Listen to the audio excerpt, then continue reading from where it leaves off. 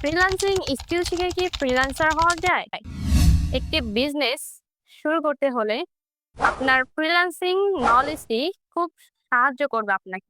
Freelancing এর ৩টা sector আছে। First of all digital marketing. এখানে আপনাকে অনলাইন রিলেটেড বিজনেস করতে আপনাকে 99% হেল্প করবে।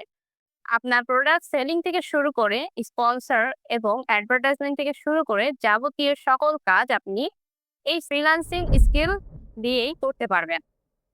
ইভেন আপনার একটি সচ্ছল ক্যারিয়ার গড়তে ফ্রিল্যান্সিং আপনাকে অনেক অনেক সাহায্য করবে।